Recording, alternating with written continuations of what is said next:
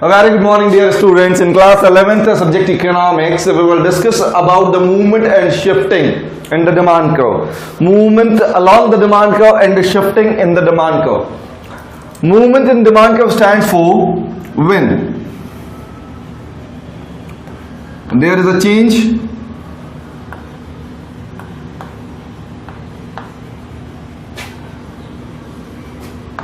in the quantity demand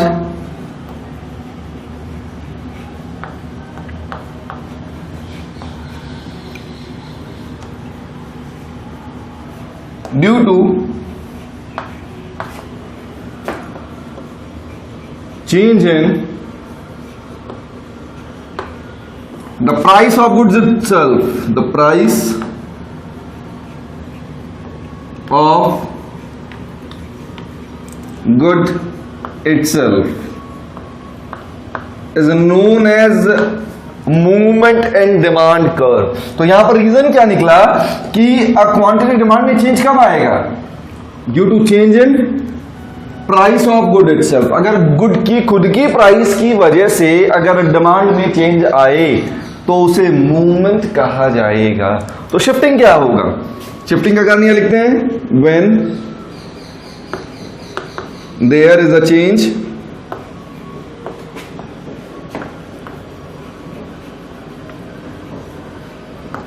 in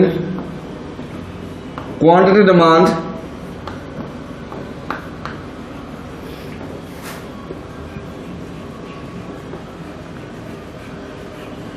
due to change in non-factor prices या factor other than prices कर दूं उसको. Factors other then prices easy रहेगा understand करने के लिए, समझने के लिए. फैक्टर्स अदर देन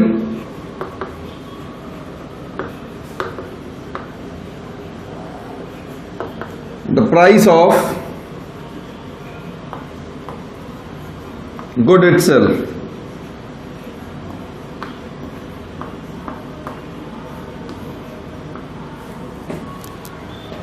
यहां पर जो रीजन रहा वो रहा factors other than the price of good itself.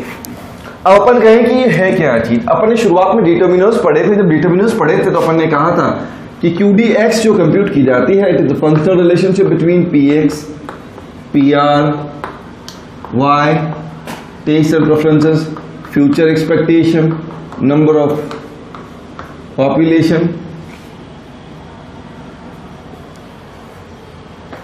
और गवर्नमेंट पॉलिसी आ सकता था इसके अंदर, टेक्नोलॉजी आ सकता था. एक बार के लिए समझ लीजिएगा ये जो प्राइस है अगर इस प्राइस की वजह से इस क्वांटिटी में चेंज आता हो, प्राइस की वजह से अगर क्वांटिटी में चेंज आता हो तो उसे क्या कहा जाएगा? तो उसे कहा जाएगा मूवमेंट. क्या कहा जाएगा? मूवमेंट. इसके अलावा ये जितने भी पॉइंट है इसमें एक पॉइंट और लिखते थे अपन ने एक्सप्लेन किया था वाइड इनकम डिस्ट्रीब्यूशन.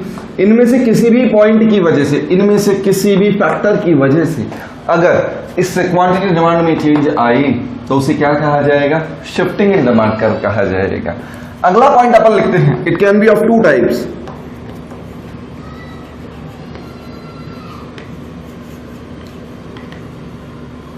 दो तरह का हो सकता है. दो तरह के कौन से काम का टॉपिक है? एक होता है extension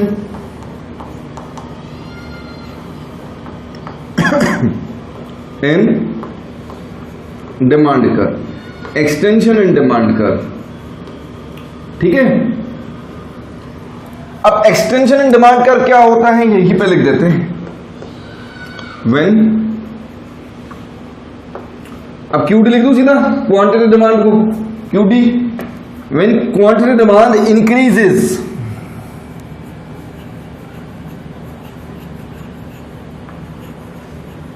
due to fall in the price of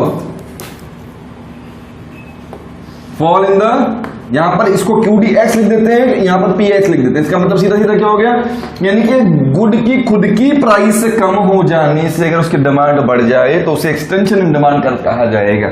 यही इसका शेड्यूल बना देते हैं अपन, ये PX ये QDX। PX मान लीजिए पहले 10 था, QDX भी 10 था। प्राइस रिड्यूस होकर के 8 हो जाता है, क्वांटिटी इंक्रीज कर जाता है 15 पर।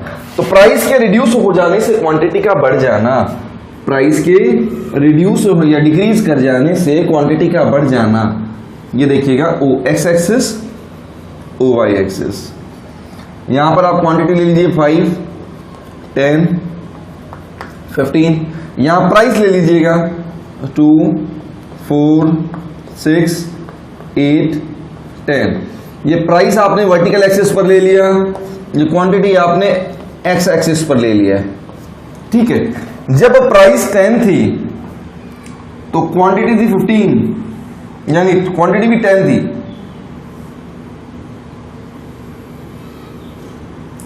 जब प्राइस आपके पास 8 हो जाती है तो क्वांटिटी आपके पास बढ़कर के कितनी हो जाती है, 15 हो जाती है ना। तो इसका मतलब ये डिमांड कर्व आपका ये DX है, ये पहले इस पॉइंट पर था, अब इस पॉइंट पर आ गया आपके पास में। तो ये जो आपके राइटवर्ड आपकी शिफ्टिंग, राइटवर्ड मूवमेंट जो आपके हो रहा है एग्जिस्टिंग डिमांड कर्व पर, आपकी क्वांटिटी का बढ़ना राइटवर्ड मूवमेंट को दिखाता है। इस क्वांटिटी का रेज करना due to fall in the price of good itself, it is known as extension in demand curve, ठीक है। क्वांटिटी का बढ़ना, क्वांटिटी डिमांड कब बढ़ेगी, जब गुड की खुद की प्राइस कम होती हो तो उसे क्या माना जाएगा, एक्सटेंशन इन डिमांड कर्व कहा जाएगा। अब इसका सेकंड पॉइंट आता है कॉन्ट्रैक्शन। सेकंड पॉइंट क्या आएगा इसका, कॉन्ट्रैक्शन। तो कॉन्ट्रैक्शन इसका अपोजिट हो जाएगा। कॉन्ट्रैक्शन में क्या लिखे फिर,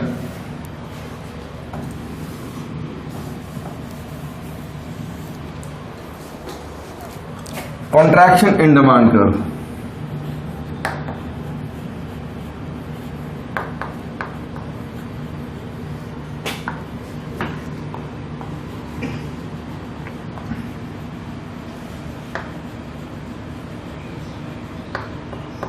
When वही QDX लिख दे सीधा, QDX इंक्रीज की जगह फॉल्स आ जाएगा यहां पर, फॉल्स। अब क्यों करेगा, due to rise in the PX, rise in PX, यानी कि खुद की प्राइस के बढ़ जाने की वजह से क्वांटिटी में अगर फॉल आ जाए तो उसे कॉन्ट्रैक्शन कहा जाएगा। इसके लिए अगर शेड्यूल बनाया जाए PX QDX, मान लेते हैं प्राइस 10 थी, क्वांटिटी भी 10 थी। अब प्राइस आपके पास मान लेते हैं 12 हो जाती है, क्वांटिटी आपके पास 5 हो जाती है। तो इसका डायग्राम बनाइएगा।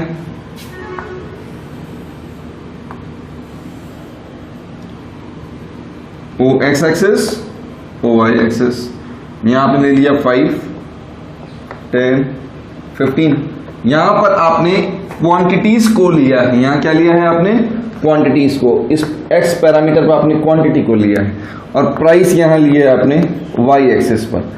ये 2 4 6 8 10, इनिशियल लेवल पर प्राइस भी 10 क्वांटिटी भी 10, ठीक है। फिर जब प्राइस राइज कर जाती है, प्राइस राइज करती है और 12 तक पहुंचती है, तो यहां पर 12 भी ले लेते हैं, ये 12 ले लिया अपन ने। जब प्राइस 12 हो जाती है तो क्वांटिटी आपके रिड्यूस कर जाती है, क्वांटिटी क्या कर जाती है आपके पास में, रिड्यूस। ये आपका पुराना क्वांटिटी डिमांड था, ये आपका नया क्वांटिटी डिमांड है। तो आप देख सकते हैं कि आपका जो डिमांड कर्व है, आपकी जो क्वांटिटी डिमांड है वो अब बैकवर्ड मूव करती है। क्या कर रही है, बैकवर्ड मूव करती है। जो डिमांड कर्व है उसमें आपके पास में क्वांटिटी का रिड्यूस हो जाना शो किया जाता है कॉन्ट्रैक्शन से। इसे कहा जाएगा, बैकवर्ड मूवमेंट को कहा जाएगा कॉन्ट्रैक्शन, और फॉरवर्ड मूवमेंट को कहा जाएगा, या आपके राइटवर्ड मूवमेंट को कहा जाएगा एक्सटेंशन। ये तो कहलाएगा एक्सटेंशन। एक्सटेंशन का कॉज क्या था, डिमांड कब बढ़ेगी, जब प्राइस में फॉल आता हो, और कॉन्ट्रैक्शन डिमांड कम कब होगी, जब प्राइस राइज करती हो। इसी तरीके से शिफ्टिंग में भी ये भी दो तरह की हो सकती है। It can be of 2 types.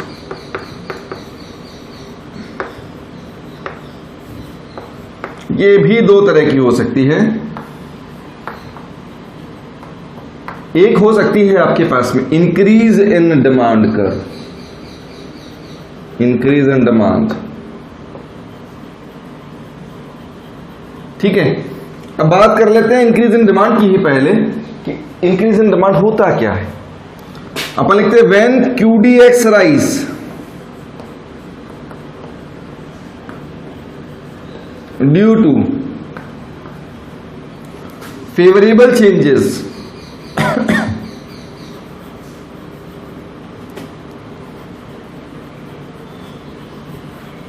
in non-factor prices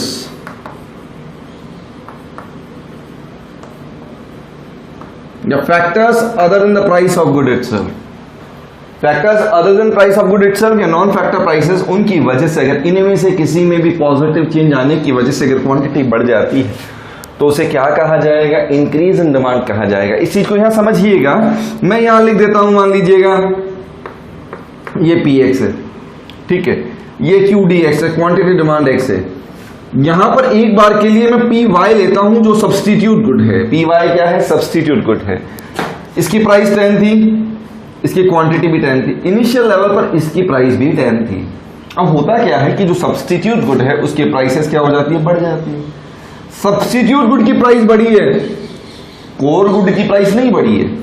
substitute good की प्राइस बढ़ने से the consumers who were buying the Y commodity earlier now they will switch their consumption from good Y to good X, यानी कि इसकी price 10 ही रहेगी लेकिन इसकी demand क्या हो जाएगी, 15 बढ़ गई। क्यों बढ़ गई, कारण क्या था कि यहां से कुछ कंज्यूमर निकल करके Y से कुछ कंज्यूमर निकल करके X पर आ गए आपके पास में, तो इसे कहा जाएगा इंक्रीज इन डिमांड और favourable change. OX axis, OY axis, यहां पर आप ले लीजिएगा क्वांटिटी 5, 10, 15, ये क्वांटिटी लिया आपने यहां पर, यहां आपने प्राइस लिया है 2, 4, 6, 8, 10, 12। चूंकि प्राइस X की बात करते हैं तो प्राइस X की तो कांस्टेंट ही है हर लेवल पर, इसमें तो कोई चेंज आता ही नहीं है, कांस्टेंट ही है। लेकिन इनिशियल लेवल पर ये डिमांड थी 10 यूनिट्स की, अब ये डिमांड बढ़कर के हो जाती है 15, है ना।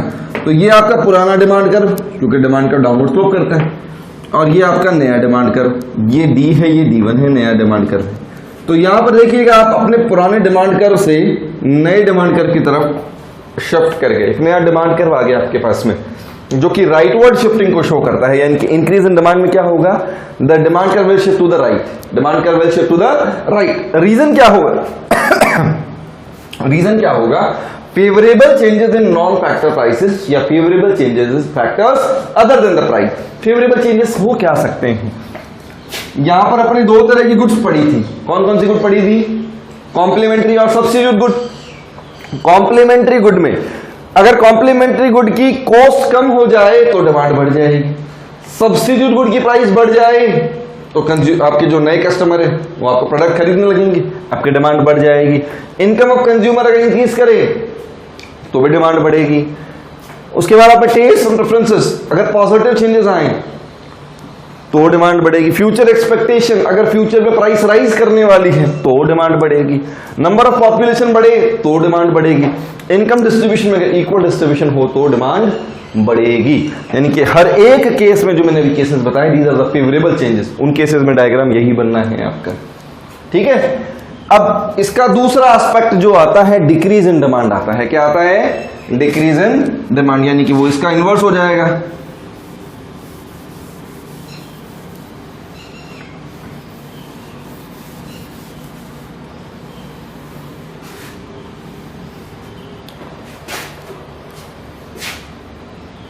इनवर्स में देखिएगा डिक्रीज इन डिमांड,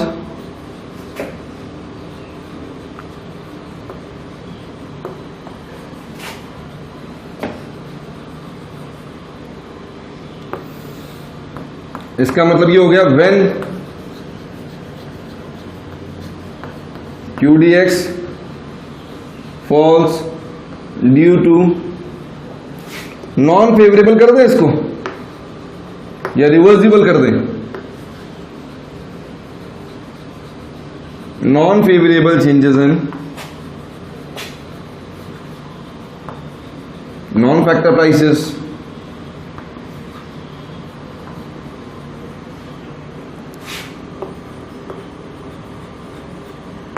या factors other than the price of good itself. एक ही बात है, factors other than price of good itself. अब इसमें अगर इनवर्स चेंज आए तो यहां पर समझिएगा कि अपन ने सब्स्टिट्यूट गुड की प्राइस को इंक्रीज किया था, तो उल्टा भी हो सकता है, सब्स्टिट्यूट गुड की प्राइस इंक्रीज की जगह डिक्रीज भी तो कर सकती है। ये आप पीएक्स लीजिए, यहां पर ये क्यूडीएक्स लीजिए, ये प्राइस 10 थी, क्वांटिटी 10 थी, ये आपके पास में पी वाई है जो प्राइस 10 थी इनिशियल लेवल पर, आज ये प्राइस रिड्यूस होकर के हो जाती है 8। तो जो कंज्यूमर पहले गुड एक्स परचेज किया करते थे, now they will start to consume good Y, यानी कि वो अपना कंजम्पशन क्या करेंगे, स्विच कर लेंगे। अगर स्विच करेंगे तो इसकी प्राइस तो 10 ही रही, लेकिन कंज्यूमर इसके पास में डिक्रीज होकर के 8 हो गए, कंज्यूमर्स में फॉल आ गया।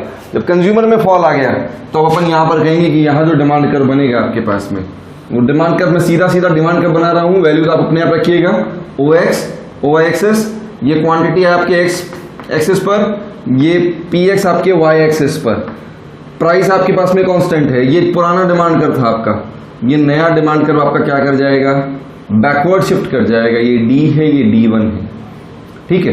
ये डिमांड कर्व का बैकवर्ड शिफ्टिंग करना डिक्रीज इन डिमांड कहलाएगा, और डिमांड कर्व का राइटवर्ड शिफ्टिंग करना क्या कहलाएगा, इंक्रीज इन डिमांड। रीजन क्या रहा इसका, यहां favourable change in non factor prices, यहां non favourable changes in non factor prices, यानी कि बाकी सारे फैक्टर्स में अगर फेवरेबल चेंज आया तो डिमांड इंक्रीज कर जाएगी, और बाकी सारे फैक्टर्स में अगर नेगेटिव चेंज आए तो डिमांड डिक्रीज कर जाएगी। तो अकेले फैक्टर पीएक्स के बारे में बात करें तो मूवमेंट, और बाकी सारे फैक्टर्स के बारे में बात करें तो शिफ्टिंग कहलाएगा। एग्जाम में जनरली ये अकेला क्वेश्चन भी कई बार पूछ लिया जाता है कि differentiate extension in demand curve and increase in demand curve, या differentiate contraction in demand curve और डिक्रीज इन डिमांड कर्व। ठीक है, यहां पर आपके पास में 3 डिफरेंसेस एक साथ चल रहे हैं, मीनिंग, शेड्यूल और डायग्राम। मीनिंग, शेड्यूल और डायग्राम, ठीक है। अब ये जो मूवमेंट इन डिमांड कर्व है, इसे क्वांटिटी डिमांड कहा जाता है, चेंज इन क्वांटिटी डिमांड कहा जाता है, ठीक है। इसे चेंज इन डिमांड कह दें, चेंज इन क्वांटिटी डिमांड कह दें। लेकिन अगर शिफ्टिंग की बात की जाती है तो हम यहां पर पर्टिकुलर प्राइस पर पर्टिकुलर गुड के बारे में बात करते हैं। जब पर्टिकुलर प्राइस पर पर्टिकुलर गुड के बारे में बात की जाएगी then it is known as quantity demanded, it is known as quantity demanded. यहां पर हमारा ये मूवमेंट और शिफ्टिंग का जो डिफरेंस है वो कंप्लीट हो जाता है। आपको करना क्या है, आपको इस पूरी टेबल को अपने आप पर फ्रेम करना है, बनाना है, और बनाने के बाद में अगर आपको कहीं पर किसी भी टॉपिक से रिलेटेड अगर कोई प्रॉब्लम आती है तो आप मुझे डायरेक्टली कॉल करके पूछ सकते हैं कि सर ये डायग्राम में मूवमेंट होगा, शिफ्टिंग होगा, इंक्रीज होगा या डिक्रीज होगा, and what are the reasons behind these changes. ठीक है, thank you, have a good day.